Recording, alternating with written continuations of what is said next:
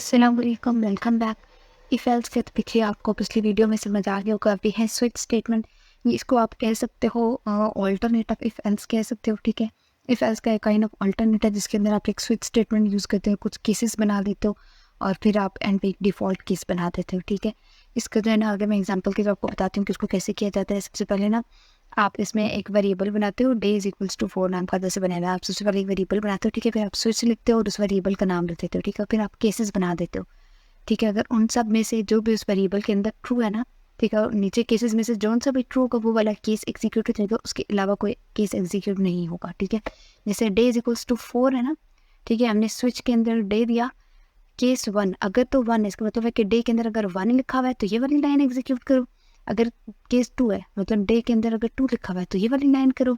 3 का मतलब है कि अगर 3 लिखा हुआ है तो ये वाली लाइन करो। 4 लिखा हुआ है तो ये वाली लाइन करो। 5 लिखा हुआ है तो ये वाली लाइन करो। 6 है तो ये करो।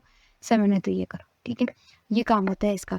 अब यहाँ per day is equals to 4 है ना, 4 लिखा हुआ है तो इस 4 से क्या होगा, तो जाएगा, केस 1 को नहीं करेगा, केस 2 को भी नहीं करेगा, केस 3 को भी नहीं करेगा, डायरेक्ट केस 4 के पास जाएगा। केस 4 के अंदर अब यहाँ पे इसको कोई चेक करने की जरूरत नहीं पड़ी, कोई कंडीशनल स्टेटमेंट हमने नहीं लगाई, ठीक है। कंडीशन कोई भी नहीं लगी, डायरेक्ट वो 4 के पास जाएगा। यहाँ पे क्या लिखा हुआ है, थर्सडे, तो वो आउटपुट के अंदर थर्सडे एग्जीक्यूट करा देगा। अब उसके बाद थर्सडे के बाद ब्रेक लिखा हुआ है। ब्रेक का ये मतलब है कि जब भी कोई ना कोई एक केस एग्जीक्यूट हो जाता है ना, उसके बाद ब्रेक स्टेटमेंट का मतलब होता है कि अब इस पूरे स्विच वाले जो सिनेरियो है ना, इससे बाहर निकलो, ठीक है। अब इसके अब बस एक ही केस एग्जीक्यूट करना है, इसके अलावा और तुम कोई केस एग्जीक्यूट नहीं कर सकते। ब्रेक कर दो इस लूप को, ठीक है। जैसे अगर मैंने बताया भाई, ये कीवर्ड है ब्रेक का, ठीक है। ये स्विच ब्लॉक को ब्रेक कर देता है बिल्कुल, कि एग्जीक्यूशन जो है ना आप स्टॉप कर दो, ठीक है। अब इसके अलावा जो है ना, अब इस स्विच के अंदर से कोई ना कोई भी एग्जीक्यूशन नहीं करनी।